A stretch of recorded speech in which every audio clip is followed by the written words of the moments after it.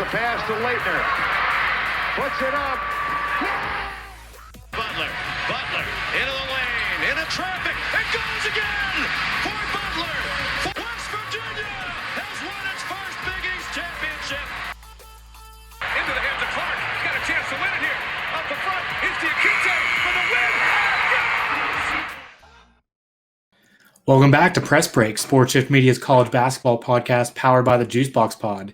If you're watching us here on Wednesday night, we're going live now. We're going to start recording all of our episodes on Wednesday evenings. You can still listen to us on the Juicebox Pod feed, everywhere where you listen to podcasts at 2 p.m. on Thursdays. But this just gives you an extra spot to listen to either on Facebook, YouTube. We're working on adding as many different channels. Comment also. We appreciate some feedback, so we will toss those up on screen while we're live and answer them in order of when they come in. So with that all said, I'm joined. I am Jake Thomas. I'm joined by my co-host Brandon Johnson. Brandon, how you doing? I am recovering from the madness that we've seen. I still can't process the Pac-12 having 25% of the Sweet 16. But here we are. I'm excited about the new platform. I'm excited about the integration and the interaction we'll be able to have with people while we go live and do all this. So ready to get started and see where this takes us. Yeah, like you said, Pac-12 dominating the tournament so far. I believe, so they have 4 teams in. That makes them, what, 9-0? That makes them 9-0. Yeah, with UCLA getting the extra win there in the playing game. All season long, it was Big 12, Big 10, who's the best conference. And the Big 12 has 1 team left, and the Big 10 has 1 team left, Michigan and Baylor. This has been a tournament unlike any other, upset after upset. We'll dive into some here right off the start.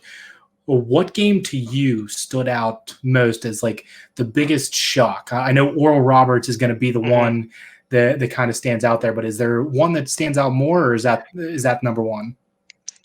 So the one that really stood out to me so far this whole tournament was honestly Oregon, Iowa. The way that Oregon dismantled them. And I know that the score is going to show 95-80, something like that. But the way that they handled Gonzaga handled Iowa was very similar to the way Gonzaga handled Iowa, almost down to the same score. Yeah. And that shocked me. I know Oregon, we've been high on them all year. We haven't watched much, but we knew enough to know that Oregon was legit. But the way they came out, that game was not close from the go. I mean, Iowa made a run there towards the end of the half, and I think at one point regained the lead with 3 points. And from that point on, it was just over. So as someone who had money on Iowa, it was very hard to watch. But that, to me, that style of victory to such a good team was the biggest surprise to me. That was one thing that I know I was kind of on the Oregon bandwagon as the season went along. They kind of seemed to be coming into form. It took them a little bit longer to mesh. And Duarte is the real deal. He is going to be a great player at the next level. And then I was really surprised in that game with Jordan Bohannon. I know he's gone quiet a few times this year, but only taking 4 shots, putting up 0 points. I think that was really the difference, is that you had Luka Garza and Wieskamp, who I really think he's going to be the best NBA prospect of this bunch. I think he has the skills to really play at the next level. But you had those two combined for 53 points, and then the rest of the team not really contribute much at all. Yeah, I mean, and you hit every point right there. That's not something we were used to throughout the year watching. I mean, yes, those two were going to get theirs, and we knew that, but they typically had those contributing factors around them, and they just didn't. So there's not much more to be said on there. I will say that another team that kind of shocked me a little bit, and I keep saying it over and over and over again because every time they win, it's a shock. What is going on with Oregon State? How do you go from last in the Pac-12, completely awful? I mean, Oregon State fans, don't get at me. Y'all were awful. Mm-hmm. And then they get the magical run, the magical setup for the run in the Pac-12. And they have just, from Pac-12 championship to now, have continued to roll. And I didn't think they were going to beat Tennessee. They whomped Tennessee. I didn't think they were going to win the next game. They won that game. I'm trying to remember who that was. They played Oklahoma State. Mm-hmm. And I Mm-hmm. thought Cade Cunningham and company were going to have their way with Oregon State, and they didn't. And now here we are, a matchup between an 8 seed and a 12 seed in the Sweet 16. And fun little fact: this is the highest number of double-digit seeds in any Sweet 16 since the tournament's inception, which I find absolutely astounding. Mm-hmm. But there we have Oregon State playing Loyola, and I don't know how we got here with Oregon State, but maybe I can set myself up for a good bet. Maybe I can say Oregon State's going to win this game and then bet against them, because every time I say Oregon State's going to lose, they win. I don't know. The thing that really stood out to me is in both of those games, and it seemed like in all of I didn't watch every single one of their games in the Pac-12 tournament, but just looking down through the stats, it seems like they go on little stretches where they just shoot the lights out. And then the rest of the game, they can just kind of hold on. Because I know against Tennessee, they went on a 24-9 run to start the game. And then that was really... that 15-point lead was kind of what they kept it to the rest of the game. They played just enough defense, put in just enough buckets, and then against Oklahoma State, they went on a 20-4 run. So they've really highlighted this run with their shooting, but it's really just shooting in spurts, because they're still not a great team behind the arc, but it's just enough to get by. And I can't quantify, rationalize, explain what is going on with Oregon State, because even like you said, even in the games there, it's not like they're world beaters and they're just having this amazing stretch of lights out shooting, right? Mm-hmm. Whatever is going on with them, I don't know who they're paying, or I don't know, but like if they go on a cold stretch, the other team goes on a cold stretch, and then they'll get hot for a couple minutes and the other team will stay cold. Mm-hmm. And it's like they're getting these leads, JT. They're getting these leads built up, and teams just can't come back on them. And I mean, they have been relatively efficient from a defensive standpoint all year long.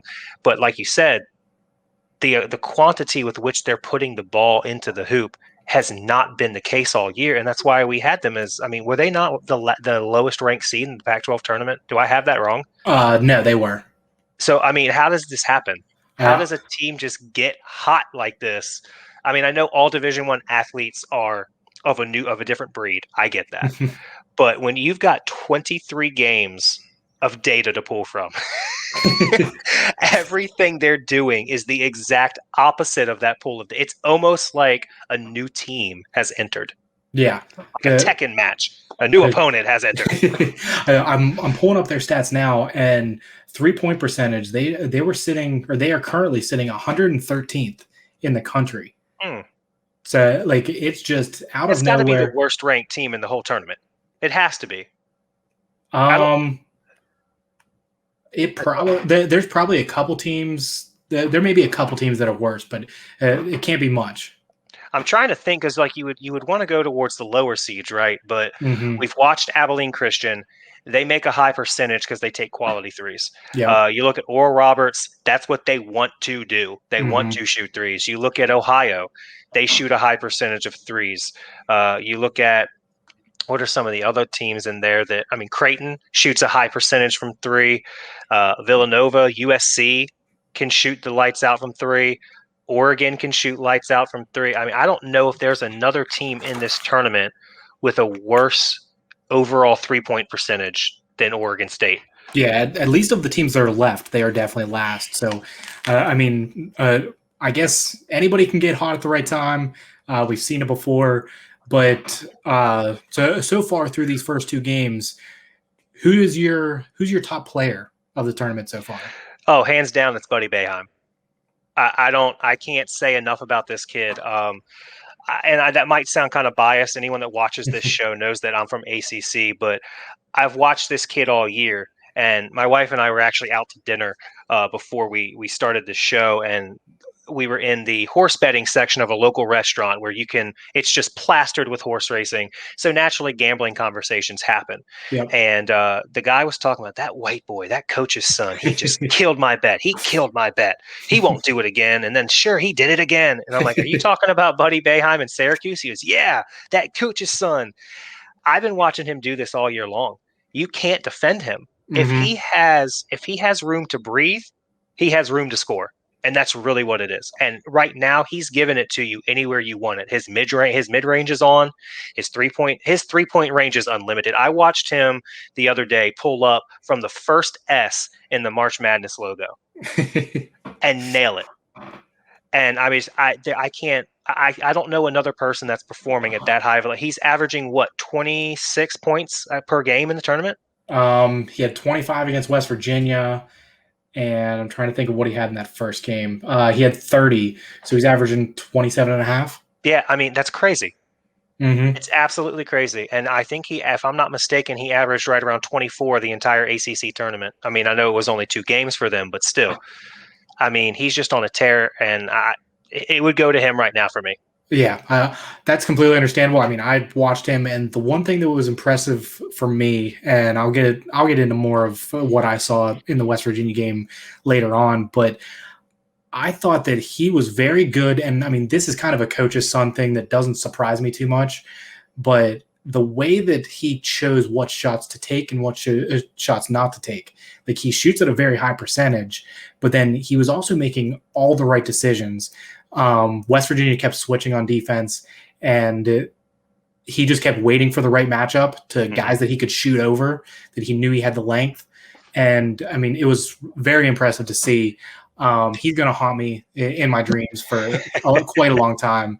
That bracket was just set up perfectly for a team to go on a run, and it's disappointing my Mountaineers couldn't make it. But I want to give a shout out. I think the player that I would go with, just because of one of the biggest upsets of the tournament, and he's just been electric so far, Max Abmas. I mean, you could really go for one of 2 players for them, either Max Abmas or Kevin O'Banner for Oral Roberts as they take down Ohio State. That was a shocking game. Like obviously a 2/15, like no one ever expects that. Right. But the way that they just put a beat down on them, like Ohio State's got some high class recruits on that roster. Dwayne Washington, EJ Liddell, and they could just get any bucket they wanted, which is how they play. They want to play at a fast pace, score a bunch of points.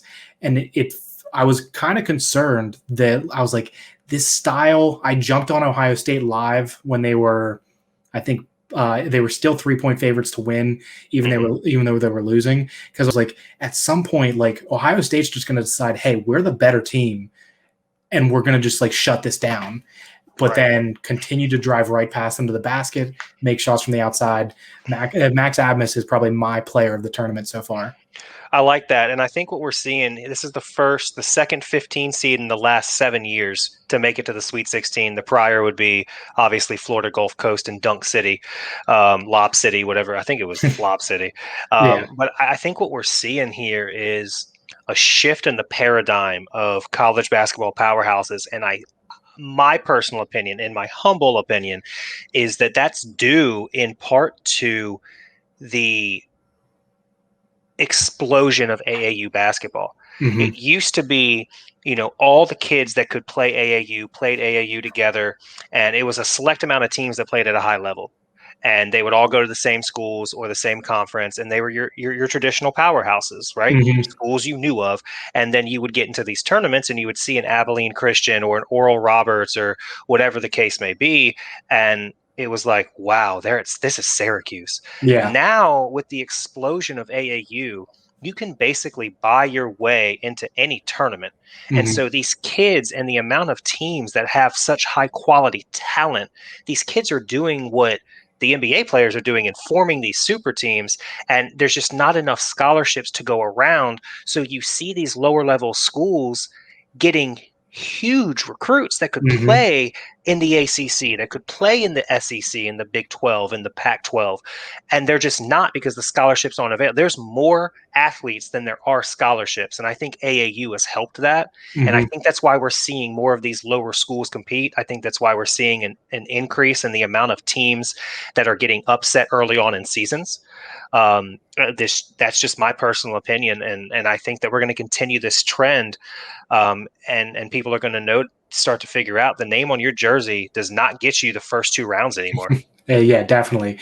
That just isn't the case anymore. I'm kind of interested. You brought up AAU. I think that might have a factor to play in some of these upsets too, in the way that I've always been concerned with how AAU basketball was kind of pushing everyone towards more of an offensive style of basketball. That like some of the highest level prospects, they are pretty much just told to go to the AAU tournaments, get as many points as possible, try to showcase your talents, for the future. And I know Ohio State, their defensive metrics, they were not good.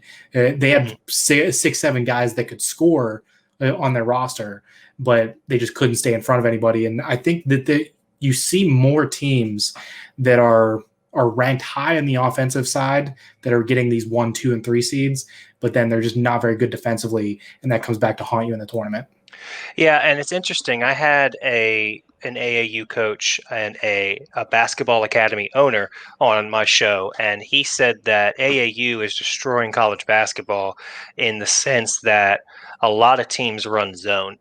And zone at a young age, if not run properly, can create lazy defenders. Yep.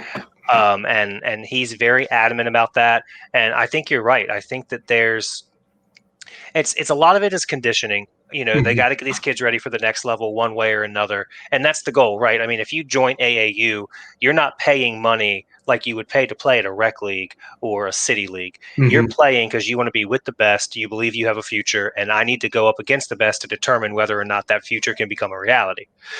And when they get into this level, they're conditioning these kids to be ready to maintain 2 20-minute halves of nonstop basketball, and it's high-level basketball. Even teams that do play at a slower pace, like your Syracuses and your Virginias, and even some of the other teams that we've talked about that play at slower paces, it's still high-paced basketball.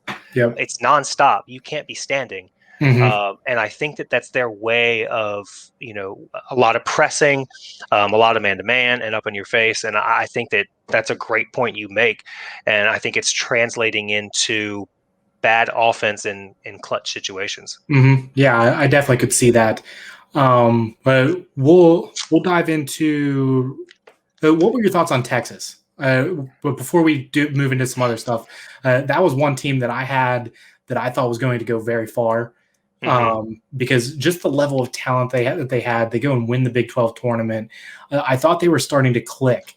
And then Abilene Christian, they are great at what they do, but with the level of talent that Texas has, there is no excuse for Shaka Smart to have a team that only puts up 52 points.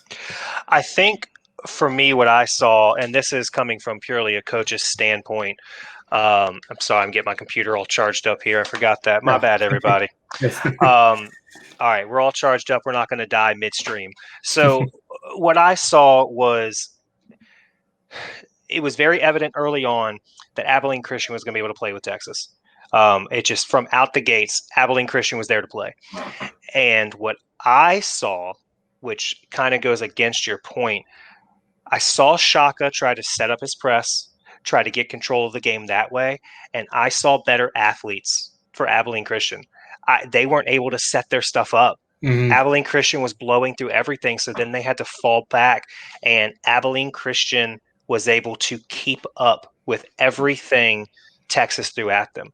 The typical characters for Texas, I'm blanking on some of their names right now, but they weren't the better player on the court. They were either evenly matched or undermatched for who they were going against Abilene Christian. And Abilene Christian, I mean, I know they squeaked it out, but we're talking about the amount of points that were scored and how low scoring and close that game was. That's what I saw.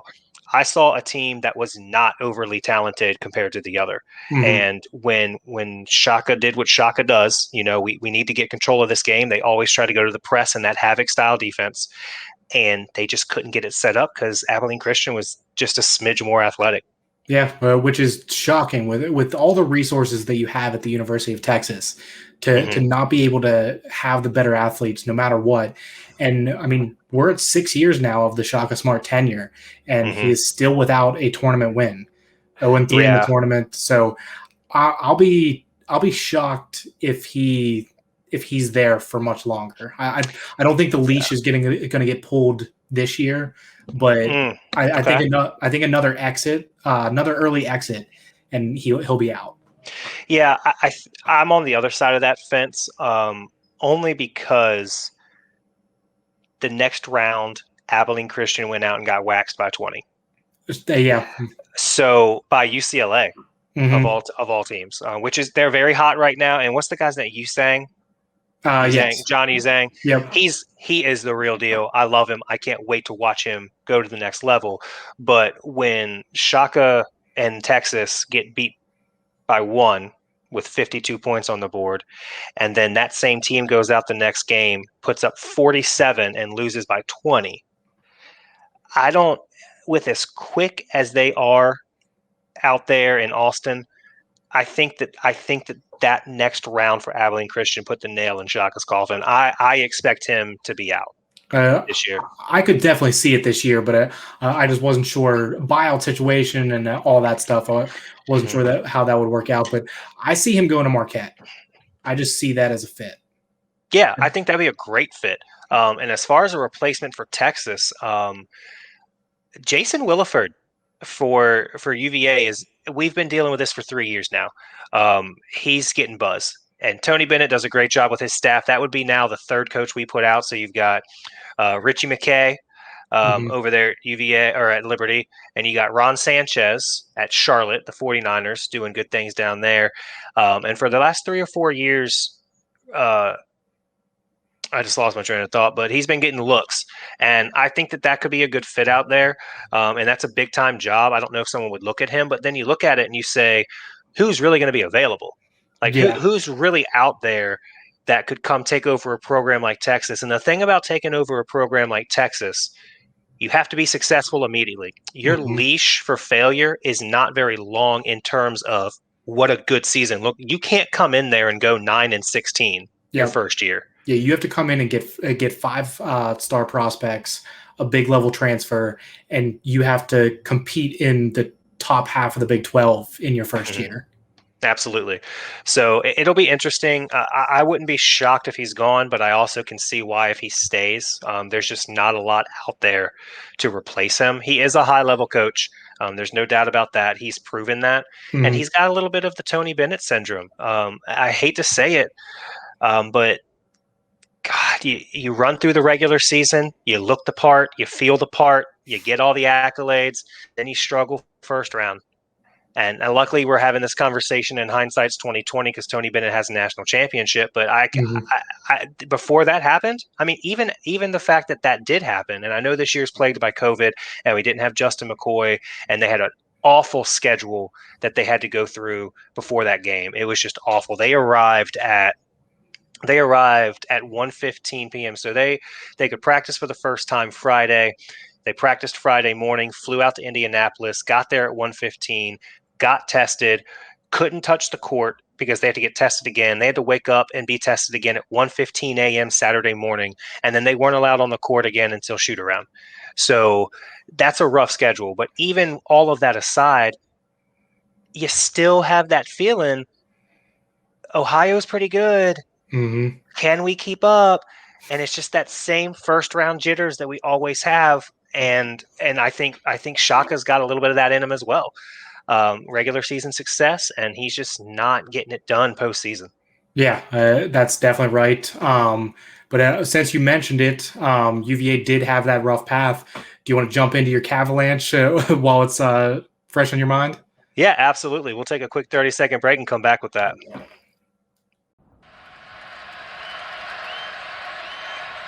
spins. Keita with the rebound. Gill. Boy, has he been good. Mitchell! Oh! It is a 9-0 run for Virginia, and Dick, it is bedlam here right now. I also managed to charge my computer right in time for us to get back here. Love that. All right, so we'll jump right into it. That sound means it's time for another Cavalanche with Brandon of Sports with BJ, and we're just going to continue what we were talking about right there. Tony Bennett and the Virginia Cavaliers and their first-round woes. You thought I thought we got over the hump, and I'm not going to count this one in that category. I'm just not going to do that this year because like we just discussed, there was a lot going on. I actually think with what he had and what we were as a team, I'm proud of what they put on the court, and we will never know the extent with which these gentlemen, what they had to put up with this year. We'll never know. We talked about it a little bit last night, and just going back and forth on that. But this has been hard on them. This has been extremely hard. This has not been a year where you can build continuity. You can't be around anybody. Yep. How are you going to build that, and all that stuff? But what I saw at Ohio, and to be honest with you, when we got out there, we were the better team. I'm not gonna pretend that Ohio's not good, but when you watched us play, Ohio was struggling. Yeah, I mean, we were up 16 at one point. We were the better team. The problem is we have a very transparent game plan. It just is what it is. And we discussed this last night. And for all the UVA fans that listen to this show, I'm sorry that I'm going to buck the trend, but y'all just need to shut your mouth and understand that you can't say we trust Tony Bennett. Our program is in good hands, and then bash him for his decision making. Like, he knows what we need. Like, y'all have to understand that he knows if he had a point guard that could create his own shot and distribute the ball at the same time, he would put that person in the game. Yep. If he had the person that could post up on the low block and do their thing and go to work, he would put that player in the game. We don't have that player. What do you want him to do? Our best asset was 3-point shooting. Yeah, people expect this to be like NBA free agency. Like Tony Bennett, he may have wished that like he went and got a point guard that could do all that stuff at the beginning, like in the offseason. But like you're working with what you have on the roster. Like there's no making changes now. And he did. I mean, if we're going to be completely honest, he went out and he got Reese Beekman, true freshman, had a great year. He went out and got Carson McCorkle. He's redshirted, but he's going to have a good future. We're bringing in Isaac McNeely. We went and got Jabri Abdul-Rahim. He recruited the players, but you also have to understand your offensive prowess is not going to get you on the court in Virginia's system. Like, you have to understand what you're watching, because every single fan that says, put McCorkle in, put Jabri in, put Beekman at the point, has to understand that when they get in, you're going to say, take him out. He's a liability. Take him out. He can't stop anybody. It's a catch-22. And Tony knows that. So going back and looking at the season, we were the same team from day one. We were never an interior threat. We were never a slash and dash to the hoop. We were a let Kihei penetrate and kick, let Reese Beekman penetrate and kick, and let's have Sam, Jay, Walton Tensai, Trey Murphy, let them do their thing and knock down shots. And to be completely honest with you, the fact that we won the regular season, and I know in part of that, let's say we came in second, because if it wasn't for Notre Dame, we don't win the regular season championship. That they put a thumping on Florida State like they weren't ready for. So let's just say we came in second this year. For being only a 3-point shooting team, and there's a lot of teams out there. Alabama, they live and die by the 3. Oral Roberts live and die by the 3. Oregon, live and die by the 3. We can call out all these teams, but they also can do other things. UVA can shoot threes, and that was it. And the one thing, too, is that all those teams that you mentioned, they play at such a fast pace that they're getting up a lot more threes than what UVA does, because UVA is shooting threes, but when you only have, I mean, I don't even know what average possessions are in a college basketball game. I don't have that stat in front of me, but like those teams are getting probably at least 10 to 15 more threes up a game. So you have a better chance at scoring more points. Yeah, you're absolutely right. And I just think that we have to take the good with the bad. And another point, too, we just went and won the ACC regular season or came in second, however you want to look at it. And we had one of the worst defensive teams we've had in the past 5 years. Mm-hmm. Like, we couldn't even – Sam Hauser still to this day doesn't understand that defense. Now, I will say he got much better in ball screen defense. I don't know what happened, but after that Florida State game, something clicked, and they said, I don't care if you get another rebound for the rest of the year, learn how to defend a ball screen for the love of God. Mm-hmm. So he did improve, but he was lost. You had Reese Beekman a little bit lost. Now, Reese Beekman is an elite on-ball defender. I can't wait to watch this kid develop. It's going to be something special. But we've got a bad defensive team, if by our standards. We've got a one-dimension offense by the purest definition of the word. Mm-hmm. And we still went out and won 20-plus games, got the 1 seed in the ACC tournament, won a game in the ACC tournament. And I personally believe we would have lost to Georgia Tech anyway, because I believe in the rule of threes in college basketball, in all of sports, really. You can't beat a team 3 times in 1 year. You just don't. But to do all of that with all of the flaws the team had, what more do you want? Like, how can you watch what UVA did and be disappointed with the product? Like, I get you wish we could have gone further, but why did you want to go further? So we could possibly beat Creighton and then get whomped again by Gonzaga? Like, what was your hope for the season? Yeah, I mean, especially with where you were set up in the bracket, there was no way that even if you made this Sweet 16, we already saw the product from playing Gonzaga, and I don't think there was an answer. Like, there's not a solution on that roster to taking down Gonzaga. So I would say that this season, this is a success for UVA as an outsider looking in. Even though you lose first round, it's a growing thing. Like, you saw development from guys that you can take into next season. Mm-hmm. Yeah, and I'm hanging my hat on that. And let's not forget, this year was a free eligibility year. Yep. So it's very possible that Jay Huff's got to go. Like, I love Jay Huff, but he's been there for 18 years. He's got to go. It's actually only been 6, but Jay Huff needs to go. But Trey Murphy could test the waters and come back. Mm-hmm. Sam Hauser could test he's not going to, but Sam Hauser could test the waters and come back. And you could have a realistic situation where we got Isaac McNeely coming in, and we're also trying to recruit Isaac Keels. And we could have a 3-guard tandem, a 4-guard tandem that could blow everyone in the conference out of the water next year. I just think that we need to sit back and appreciate that this was going to be a down year. And in a down year, we still made the tournament. Yeah. We still won the ACC, and we got the 1 seed with the double bye.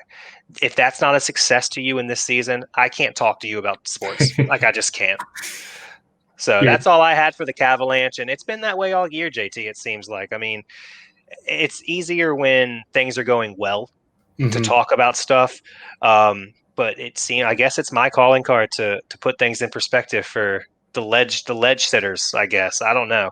Yeah, I mean, there's a ton out there in every fan base. They're always going to be down, but it's nice to have someone that can talk everyone back off the ledge and just learn to appreciate what you have in these college teams. Absolutely.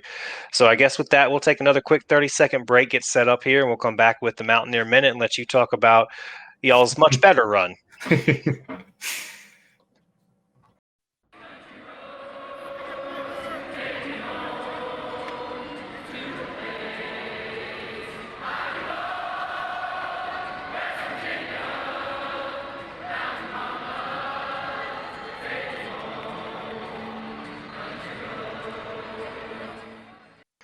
All right, and with that sound, that means it's time for another Mountaineer Minute with JT from Sports Shifts Media. JT, take it away. Oh, got a lot to dive into. One of what I thought was the best games of the tournament. I know that I am a Mountaineer fan, so I pay closer attention to those games. But the way that Syracuse and West Virginia were going back and forth, hitting shots down the stretch of that game, even though Syracuse jumped out to an early double-digit lead, they end up beating West Virginia 75-72. But I thought that was There were probably a couple other ones that stood out that were a little better, but I thought that was so much fun. Buddy Bayham, like we said earlier, he's going to haunt me for a while. But it's kind of what I said all year long too. You said it in the Cavalanche that like this is the team that you kind of expected it to be. West Virginia, I've said it all year long that their defense was going to be the reason that they lost. And it really was. Syracuse just had an answer every time West Virginia started to kind of figure out the zone. They have a bonehead turnover, and then they go down the court. Buddy Bayheim scores again. He ends up with 25 points after only scoring 3 in the first half. And at halftime, I'm trying to think of what it was, what the score was at halftime, but I believe we were down 8. Yeah. And as bad as the first half was, we had 11 turnovers in the first half. No one was really hitting shots. And Derek Culver looked lost. I was like, to only be down 8 and keeping... It was 6, actually. It was 35-29 and a half. Okay, I knew it was right around there somewhere. But you're keeping Buddy Bayheim in check. And really the reason that they pulled ahead so far was Girard hits 4 threes, including 1 from pretty much half court. So you're like, this game is going in a direction where, especially because West Virginia has come back from down 19 this year, and I believe the other one was 17. So they've come from these deficits. You were like, maybe it could happen, but then the defense just couldn't step up in timely possessions down the stretch. They started to switch everything, which is what I've been calling for kind of all year long. They couldn't play a ball screen if their life depended on it. If you just switch it, you have a better chance at least trying to stay in front.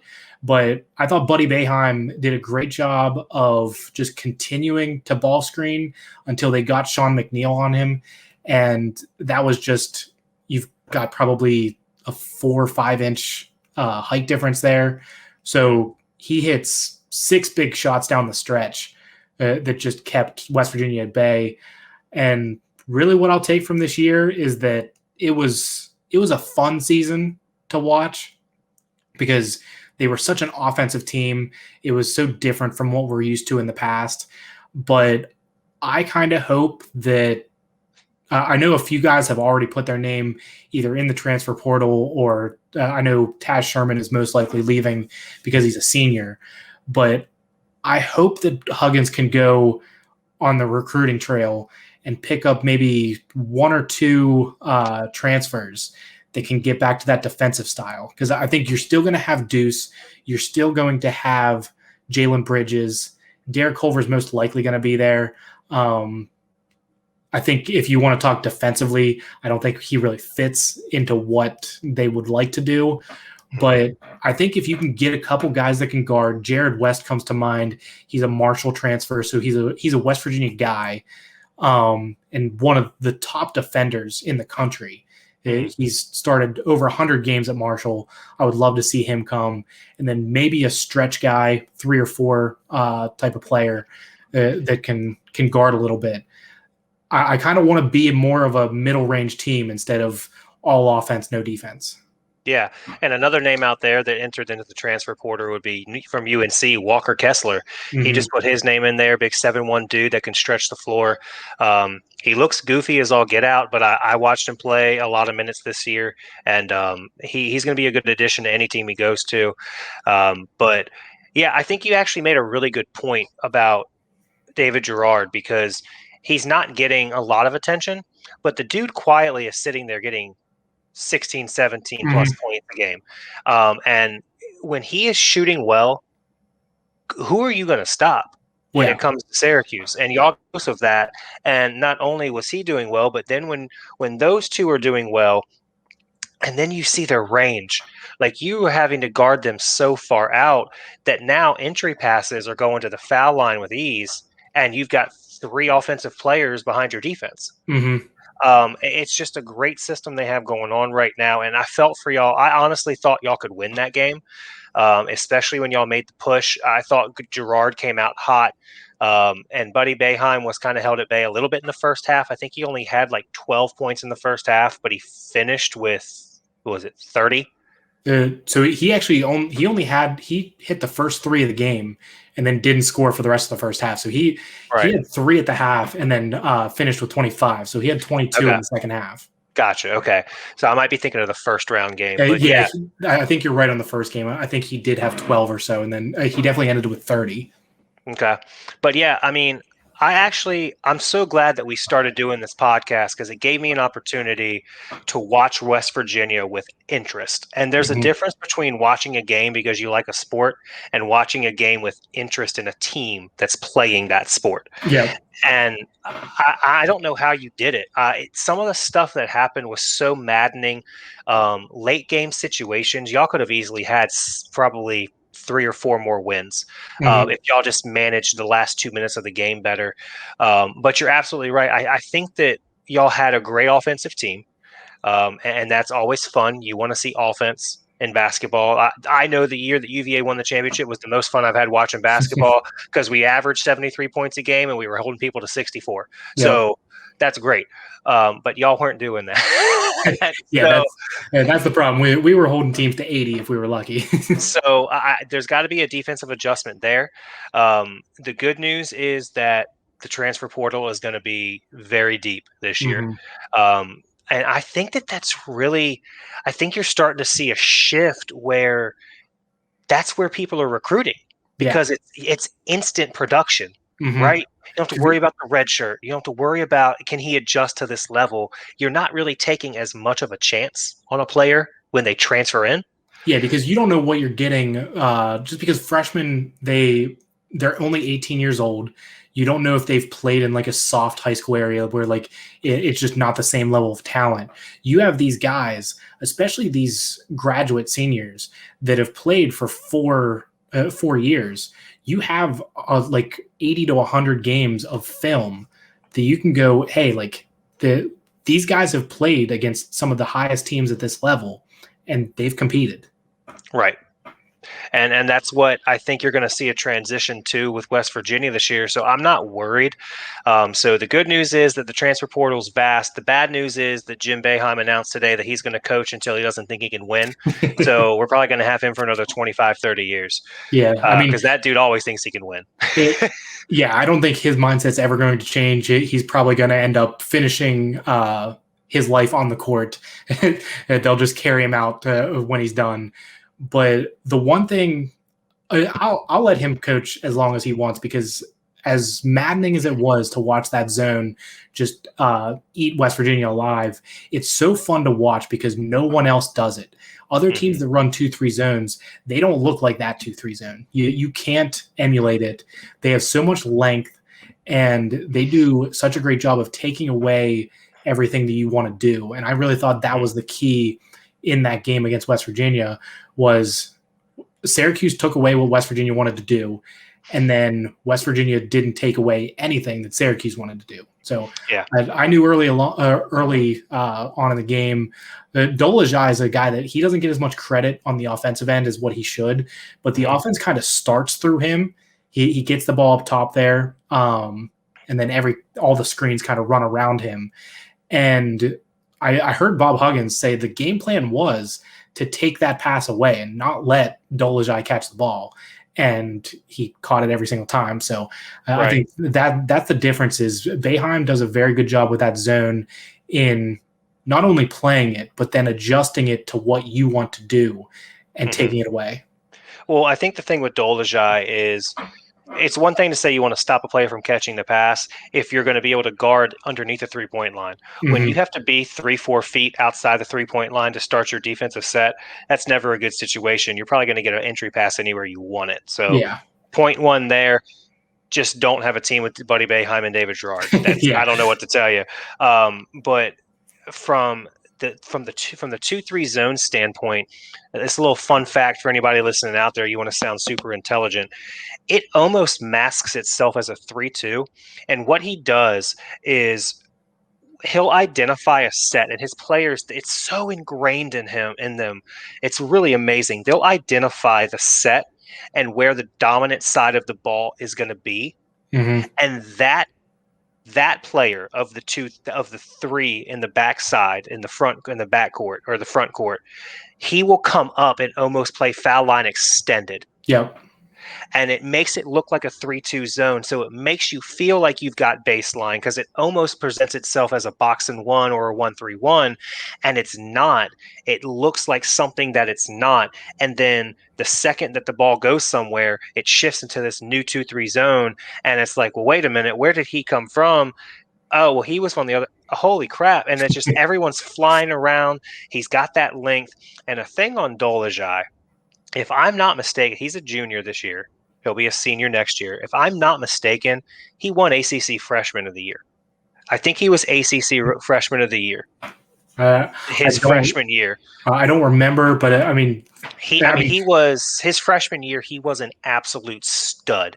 And my biggest my biggest accolade I could give Dolajai is he went from being an offensive go-to his freshman year to being a role player on offense in the defensive shutdown, and he embraced it and stayed. He could have very easily transferred and said, "No, I'm not down with that." But his freshman year, he may not have won ACC Freshman of the Year, but I know he was in the running, and I know his freshman year was just one of those standout years. And for him to embrace that role with Buddy Boeheim coming in and the other gentleman. It's not important. What matters is that he wasn't the first, second, or third best option offensively, and he embraced that and turned himself into an elite defender. And he's a rebounding machine. He can handle the ball. He can play up top and take you from the foul line to the hole. And Syracuse is just scary, especially if they're going to be hitting the shots they're hitting. Yeah, I'm very excited to see what they do against Houston. That's going to be one of my favorite games. It's quietly going under the radar with some of these other matchups, but I think that you're going to have that's going to be a great one to watch. So we'll jump in. One other thing before we jump into that, we're going to dive into Sweet 16 preview and predictions here in a second. I just wanted to get it out there since we have a platform to talk about it. After the Ohio State Oral Roberts game, you had EJ Liddell come out and post screenshots of some of his direct messages, getting death threats from Ohio State fans. And then after the West Virginia loss, I thought this was I was very surprised. Emmett Matthews and Taz Sherman both come out on social media and said that they were receiving death threats. If you are going to attack 18 to 22-year-olds because of a basketball game, as big of a fan of I am of this sport, and as crazy as I get after losses, I have never once thought about blaming a player at all, especially to that point, to message them online and attack them. Get out of here. Those of us that are true college basketball fans, we don't want you. So please just go find something else to do with your life. Yeah, and unfortunately, it's not limited to this year. I can tell you from numerous interviews and conversations I've witnessed and had with certain players from, I don't even have to say certain players, Kyle Guy, Ty Jerome, and DeAndre Hunter, when they lost to UMBC, they were receiving death threats as well. And it's something that happens for every school. And you're right, it's sickening. It's not going to be tolerated on this platform, and it's not something that the NCAA should accept either. I feel like they should have a system set in place, and they probably do, where these people can go. And I mean, I understand freedom of speech and everything like that, but the NCAA is set up to protect the athletes. And I think this is one of those situations where they need to step in and do that. There should be no reason whatsoever that an 18-year-old kid who just had his heart broken for pouring his soul into a game that he spends 8+ hours a day honing the craft in, to get a death threat because his team didn't pull out a victory while you were sitting on the couch drinking beer. That's pathetic. And it's not going to be tolerated on this platform, and it shouldn't be tolerated at that level either.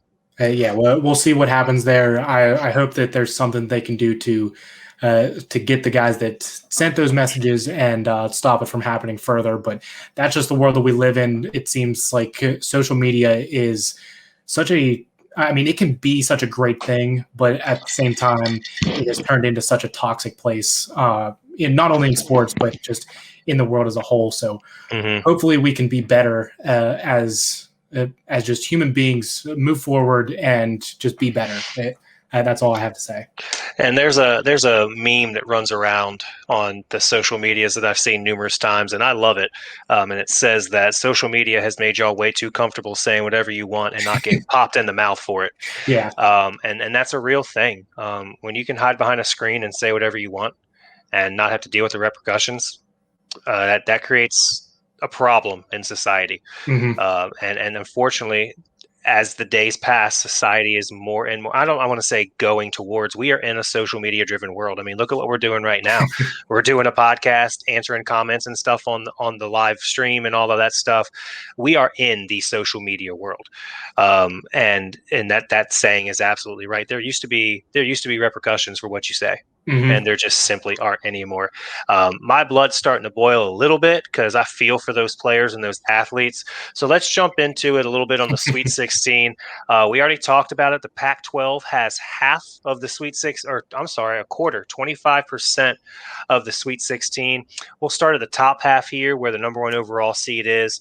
We get Gonzaga matching up with Creighton in USC with Oregon in the West Coast there in the Western bracket or Western region. And then over on the south side of things, we got Baylor, Villanova, Arkansas, Oral Roberts.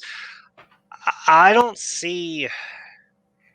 I mean, of the four, I'll be honest with you, JT. I think USC Oregon will probably be the best game.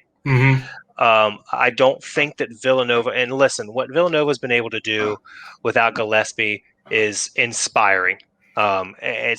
We both said it. We thought they were going to lose in the first round, let alone make it to the Sweet 16. It was just such a huge loss for them.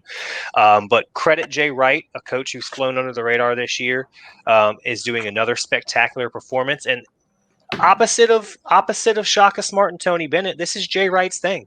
We're going to have we're going to have a good regular season. We might not win it. We might lose in the conference tournament.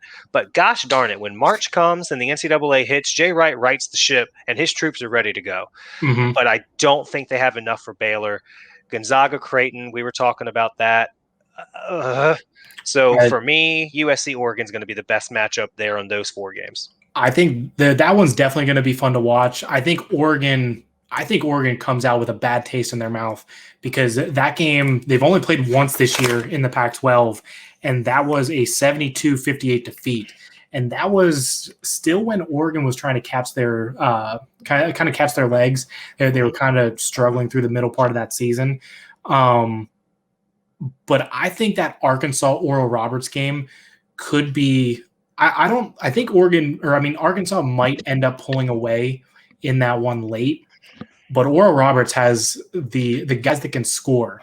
So I know gambling-wise, I'm taking the over in that. It's pretty high already, but I'm going to jump on it anyway. I think that game could be in the 80s for both teams. But the other thing is Villanova. I want to see if that Baylor defense really shows up. They showed up in those first 2 games. But towards the end of the season, we had seen them struggle a little bit. And Villanova is 9-1 when they make at least 10 threes. So can Baylor slow them down from outside? They have the guys to slow down Jeremiah Robinson-Earl. They got Chachua, Vital, and Flo Thamba. So I think they really neutralize him. But if Villanova's just stroking from outside like they have been, anything's possible. Absolutely. And we'll see what happens there. I think, again, on paper, it's not going to be what we think it'll be as far as a possible good game. But we'll see how that plays out. Do we have any faith that Creighton might be able to knock off Gonzaga? I think this is more a determination on whether Gonzaga will cover the number, which is -12. I just don't see any way that Christian Bishop and Damian Jefferson on the inside can handle Drew Timme, Kispert, all those guys. I think Zagorowski and Jalen Suggs could be fun for about 20 minutes, but I think Jalen Suggs is just on a little he's on a different level than Zagorowski. and he can defend a little bit as well. So that one will be interesting to watch for maybe 10 to 15 minutes. But then Gonzaga is going to pull away and dominate that one. Yeah, I agree. And I think the one thing that Suggs has against Zegarowski is Suggs is just a bigger player. I think he's going to be able to body him. I would expect to see to be honest with you, I think you might see Suggs inside a little bit. Yeah, I mean, I wouldn't be surprised. There's a big disparagement there, and it's a mismatch inside. It's not as much as a mismatch on the perimeter, but if Suggs can get Zegarowski on his hip, it's over. And I think Suggs has the first step to do that. I think Gonzaga too. The one thing that I saw in both the first and second round games is there's not a possession that goes by on the offensive end where they don't get a good shot. You see some other teams, they kind of get knocked off their spot, and there's times where it gets to be 5 seconds in the shot clock and somebody just pulls up for either a three or a mid-range jumper, and it's just an ugly throwaway possession. Gonzaga for 40 minutes puts up possession after possession with high quality shots, and that's just not something there's not a lot of teams that can compete with that, and I don't think Creighton's one of them. You got muted there. I put my I think right now the best shot that we've seen was Oklahoma, and it was a game there for a little bit. It really was. Oklahoma jumped out, and you thought that, right there, and Austin Reeves and Suggs. I mean, at one point they had to pull Suggs and Kispert off of Reeves because they could not guard him. Yeah. And then they just said, "Wait a minute, we don't have to guard 1-on-1," and it was all over for them after that. So that was probably what 15 to 17 minutes of a test for Gonzaga. And then they were in control the rest of the way. That's really the true test. For this tournament, it's basically, can you cover in the first half against Gonzaga? And speaking of first half, little preview to Saturday. One of my lock bets is Oral Roberts plus the points in the first half. I like that. So before we jump down to the lower half, just picks wise, are we on the same page? Gonzaga, Baylor, Arkansas, and Oregon. Is that what you're thinking? Or are you going with USC? I'm going to go right there with you. Just what I saw against Iowa, and we also have to consider, JT, and guys, when you're making picks out there and watching this game, remember, Oregon got a first round bye because VCU tested positive. I would be interested to see what would have happened if Oregon had to play VCU, because I thought that was actually a really bad matchup for them. I don't think they would have lost against VCU. I think it would have been an exhausting game to have to turn around and then play Iowa. And they might have still beat Iowa. It wouldn't have been a 15-point, 95-point beatdown, though. Yeah, their legs would not have been that fresh. Right. And then they go out against Iowa, and they just had a field. Dude, they were playing pickup basketball. I mean, the coach said, "You know what? Y'all go." And I mean, they weren't even running. At one point, they had more made dunks than they had 3 points attempted. Like, it was crazy. And of course, that's early on. But yeah, I like Oregon to keep fighting the Fighting Ducks out there. And I think that we're chalk there. So we'll move down to the bottom half of the bracket, giving us the East and the Midwest. That gives us Michigan versus Florida State, Loyola Chicago with Oregon State, Syracuse, Houston, UCLA, Alabama. This is a much better half of the bracket in terms of good games that we could potentially see. The one that I'm going to key out is Michigan, Florida State, and not for the reason you probably think. I need Florida State to win that game because all year long, all I've wanted to see is Florida State play Gonzaga. That's it. That's all I want. It just so happens I have money on Florida State to win the national championship because when they beat UVA, well, beat is a generous word. When they played UVA and won that game, they were 35-1 odds. So I placed a $10 bet, JT, and if Florida State can somehow manage it, I get $350. Love that. Not a bad payday. Not at all, but I really want to see Florida State. I feel like Florida State and Gonzaga are carbon copies of each other. I actually think Florida State's the more athletic team, and we talked about this a little bit last night. When Florida State gets an opponent that they have to get up for, they get up and they come out. So I really want to see that. And then, of course, here we are again with Oregon State. Good Lord. Taking on Loyola. I do really think this is where their run ends. But the We've two been saying that games, for a while now, but I really think it has to happen now. It has to. It absolutely has to, because I don't know what else to say. If Oregon State makes the Elite Eight, I don't know what I'll do. That's just a great story. It really is. Yeah, and I mean it is really cool. They've done it basically. I mean, we were talking pre-show, and they've done it with runs. They've been such a good shooting team in these little pockets to give themselves a lead. What was the stat? They went 20-4 run against Oklahoma State and a 24-9 run against Tennessee. So they light it up, and then they are able to just hold out. They've been good enough defensively. They didn't really have to do much against Tennessee because Tennessee's offense is just stagnant. It's ugly. Oklahoma State, though, they've got the number 1 pick in the draft, and they did a great job of neutralizing him and not letting him get into a rhythm at all. So, but the other thing too is Oklahoma State didn't really if you have the number 1 player in the country, get him the ball. I know Avery Anderson's a good player, scored a lot of points in high school. He's been lighting up the last couple weeks. But when things are going bad, don't continue to jack up shots, because, I mean, Cade Cunningham can lead you to a victory. And I thought that was one thing that Oklahoma State just didn't have a good game plan down the stretch. And Mike Boynton did not call a timeout to really settle his players in that game. Yeah. Everything you said right there is the same observations I made, with the exception of I thought that Cade Cunningham tried to distribute too much. Mm-hmm. I really would like to see in that particular game, and he's shown it all year. I would like to see that killer instinct. I would like to see from him that, bruh, we're not losing this game. Get out of my way. Yeah. And it just didn't pop. But again, that goes to his coachability. There's a reason why he's the number 1 pick. His IQ's high, and he's coachable, and he's a team player. Mm-hmm. And that's everything you want in a guy. So best of luck to him moving forward. Unfortunately, his season had to come to an end. The Syracuse-Houston game, I like to be good, but I don't think it's going to be as good. I think the best game in this bracket will be UCLA-Alabama. I could see it. What was the guy's name for UCLA? Jazang. Jazang, yeah. Yeah, the way that he controls a game, Alabama can get up and down on you, but he can slow things down and really make you play at their pace and just take over a game.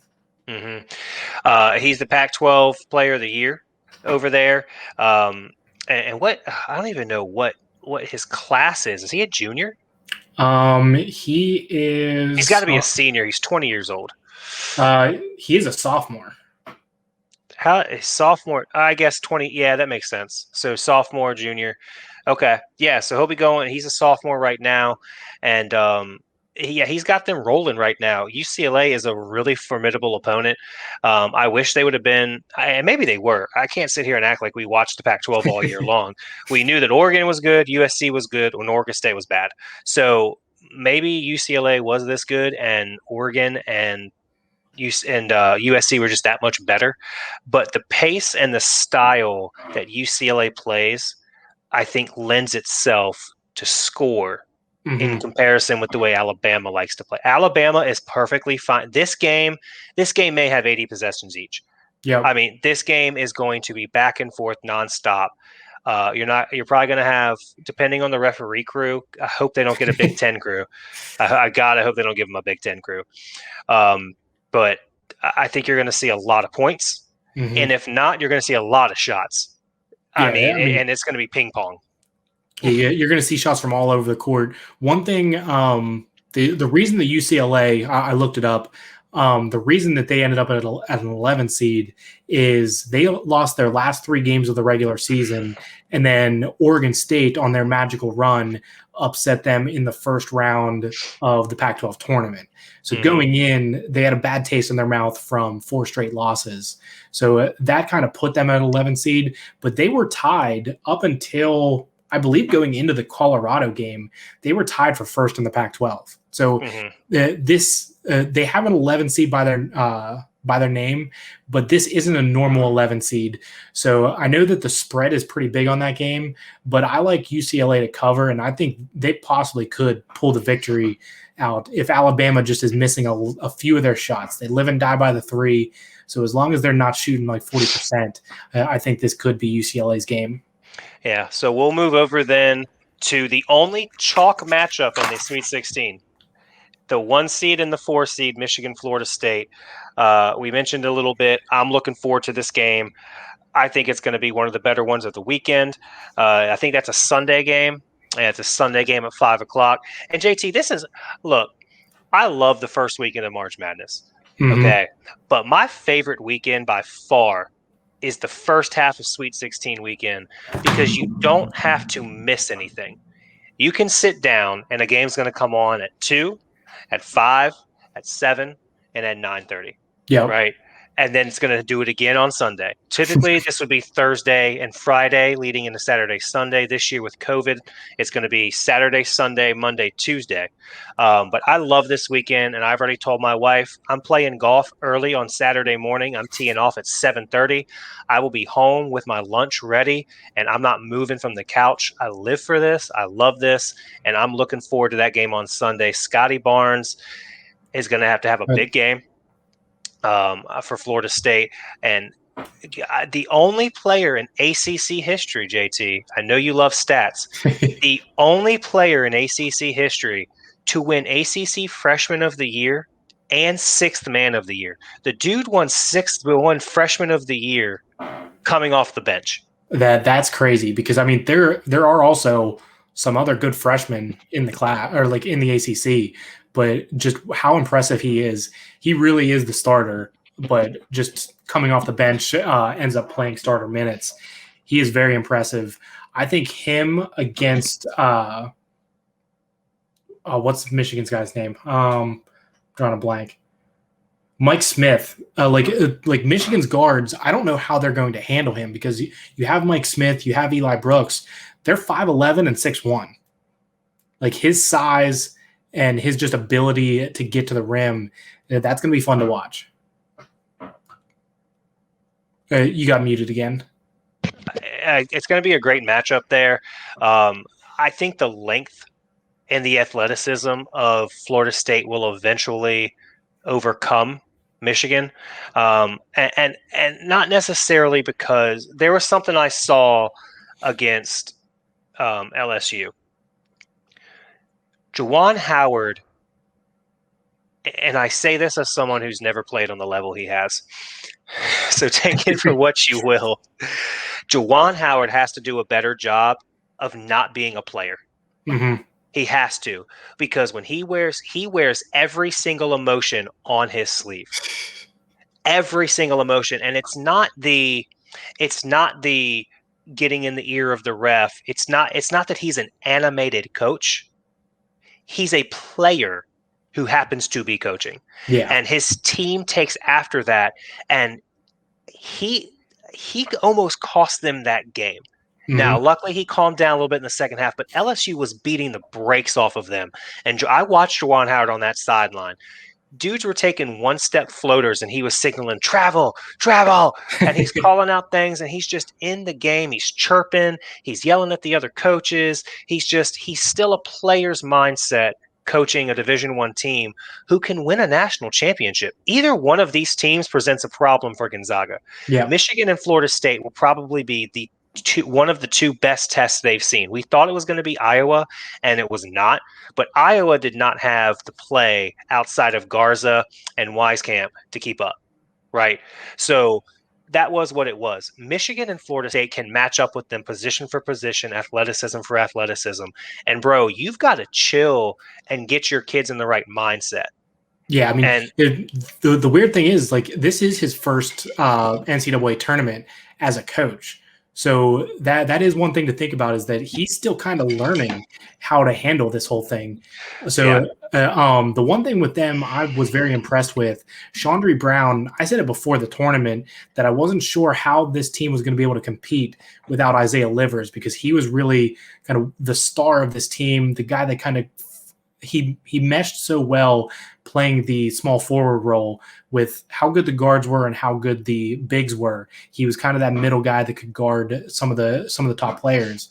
And with his injury, I was worried. And then Chandri Brown goes out and gets 21 points and straps up some of those LSU guys down the stretch. So I think that his development on the fly here in these first couple games is huge. And yeah, you're right. Michigan and Florida State, I see either one of these teams beating UCLA and Alabama and getting to the Final Four. right. And another interesting point there on Juwan Howard, you made the reference that this is his first time to the NCAA tournament as a coach. It's only his second year, so congratulations and getting there in 2 years with the talent you have. That's kind of expected. So I'm glad that he's doing that. But keep in mind, he was part of the most famous college basketball team of all time. He never won a national championship. And this shocked me. The Fab Five never won a Big Ten championship either. Really? Never did. Huh. So, and I'm going to fact check myself just because I'm pretty sure. Yeah, they never won a Big Ten regular season championship or an NCAA championship. So they might have won a Big Ten tournament championship, but they never won a regular season championship in the Big Ten. And we know it's well documented they never won the NCAA championship. So not only is it his first time there as a coach, he's got some skeletons in his closet too that he doesn't have very fond memories of this particular. Him and Chris Webber still don't talk. Yeah. So I mean, this is. I hope that he can strap up and lead these young men. He has the talent to do it. And like we both said, I don't see a challenge coming from either of the two teams they would face, at least not for a full 40 minutes of basketball. So I don't know. I trust Leonard Hamilton and Florida State a little bit more after watching, because the thing about LSU has athleticism, but LSU is not. They went up and down with their scoring this year. They could have really high output games. They could also drop 50. Like, you never know. Yeah. Go ahead. Florida State's getting to 70, 75. Yep. You're not going to keep them out of that range. And I just think Florida State is a better opponent than LSU. If you lined up Florida State and LSU, in my opinion, out of 5 games, Florida State wins 3. Yeah, I think it's a very close matchup, but I think you're right. And Leonard Hamilton, I think eventually it's going to be Juwan Howard's time. But like we said, he's still early on. Leonard Hamilton, it's time for him to make that next step, get over the hump, and I think get to the Final Four, play against Gonzaga, and we'll see. I think that is going to really be the championship game, even though it's the Final Four. Like that's the game that I'm looking forward to most if it ends up happening. Yeah, and I think that we're set up for a great weekend of basketball here, regardless. And that's what we typically get. I don't think that there's ever been a Sweet 16 and Elite 8 that I was disappointed in. There's been games. And speaking of disappointing games, what the frick happened to Colorado? I mean, I know Florida State's a different animal with their length, but come on, bro. Yeah, that was shocking to me. I thought that was going to be one of the best games of that second round, because you had McKinley Wright going up against Scotty Barnes. Yeah, I am shocked that happened. So, yeah, I don't have any words. So let's get one thing out of the way right here. I'll pull this bracket back up and I'll blow it up for everybody to see. So we know what the Sweet 16 is. We've got Michigan, Florida State, Loyola Chicago versus Oregon State, Syracuse, Houston, UCLA, Alabama. And then up at the top half in the Midwest and the South, in the West and the South, we have Gonzaga, Creighton, USC, Oregon, Arkansas, Oral Roberts, Baylor, Villanova. What's your Final Four? What's your national championship? And right now, based on who's made it to the Sweet 16, who you got winning?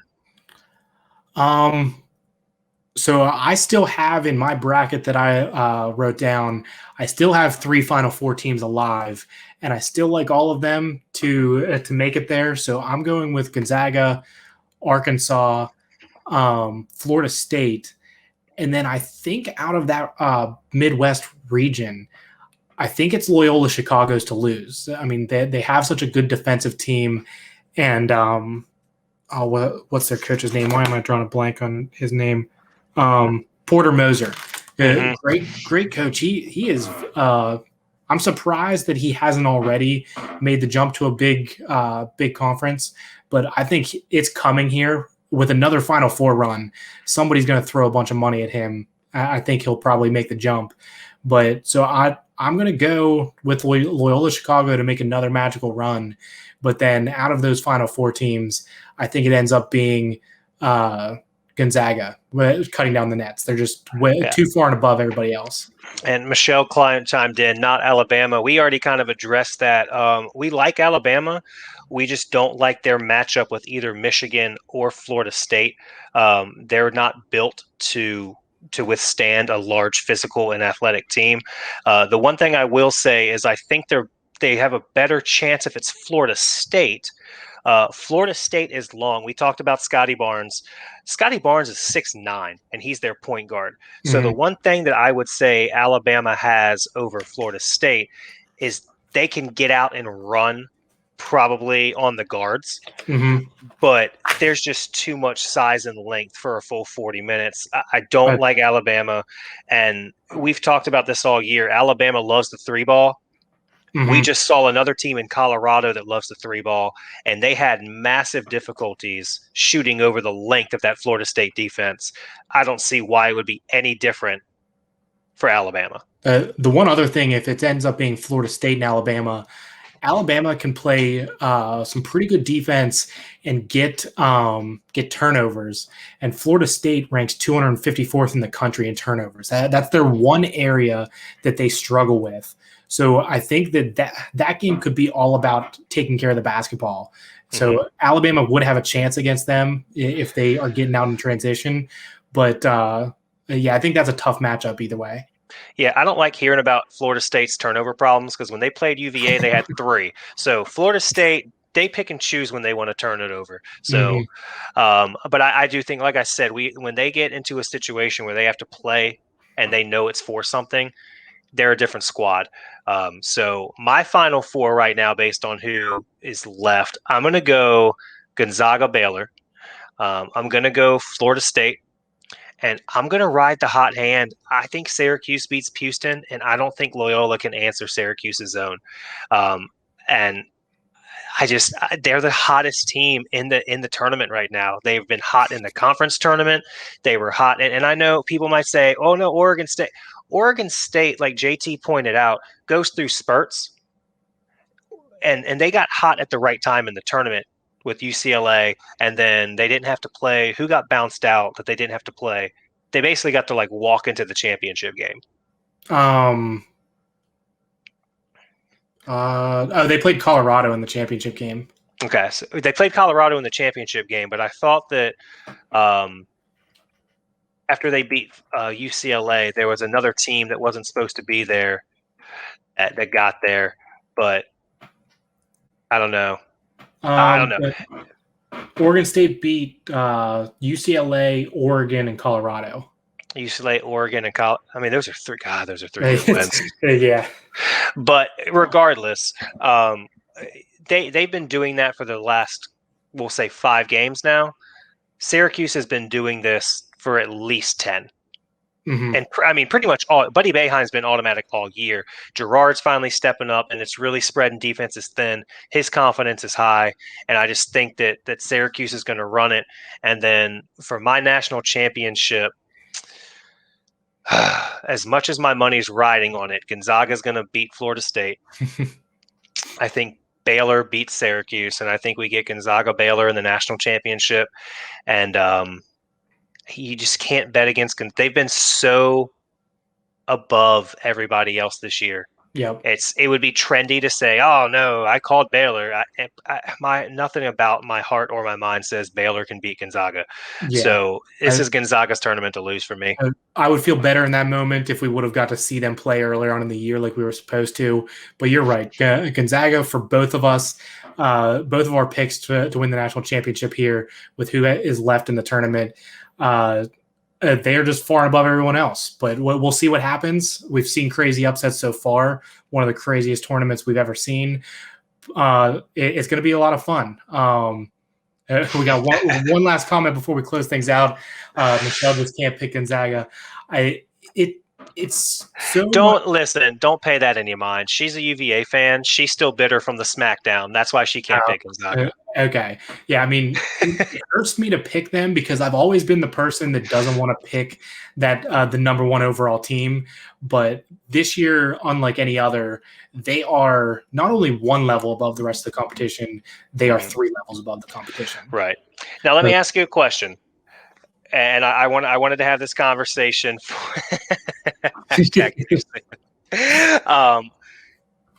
We've said this all year long. The one knock Gonzaga has every single year, when they get into the bulk of their schedule, which is conference play, they do not play anybody. Mm-hmm. But they also, in all the years of their dominance, have not won a national championship. So my question is, if Gonzaga breaks through, Mark Few gets his natty, do we finally see them join another conference and be in a Power 5, or do you think they love their dominance and their guaranteed bid to the NCAA tournament every year? So I mean, as much as I would like to see them join, I don't think it's ever going to happen because of football. Football plays a big part in everything, and they don't even have a football team. So I think they're not allowed to join a Power 5 conference for that reason. I think you have to play both sports. So I don't see it happening. I think they're going to continue to just dominate in the West Coast Conference. It'll be fun to see, but hopefully moving forward, they continue to schedule these tough out-of-conference games so we at least get a little bit of preview in November and December. I'd like to see them pull a Notre Dame and just for 1 year, try it out. Yep. I think they'd be a great addition to the Pac-12. I mean, they're already out there on the West Coast with everybody, and they're already right there. Even if you joined, what's the other conference out there that has San Diego State? There's one other conference out west that it would at least be. You would have San Diego State, and there's a couple other teams that I'm just drawing a blank on. Oh, you're talking about the Mountain West? Yeah, Mountain West. Yeah. So you've got a few teams there that it would at least be a little more fun than just playing BYU and St. Mary's. Yeah, I mean, it would be interesting to see. I think at this particular point for me, the issue is that they're getting recruits that are not Mountain West recruits. Yeah. Like they've made such a name for themselves, and Mark Few has done such a good job of creating his pipeline. They're getting Power 5 level players and not playing Power 5 level opponents. Mm-hmm. And that's going to be the one knock. But again, it's all about what you do in March. We're here. It's March, and Gonzaga is the overwhelming favorite. Let's see if they can get it done. We got a lot of basketball to watch Saturday through Tuesday, but that was our preview. Let us know what you think. You can find me everywhere at JTZ4. You can find Brandon everywhere at Sports with BJ. Check us out on YouTube now. We have the Facebook Live video. And then we'll be back on Saturday for Brood Bets of our best bets for the weekend. And that was another well-executed press break.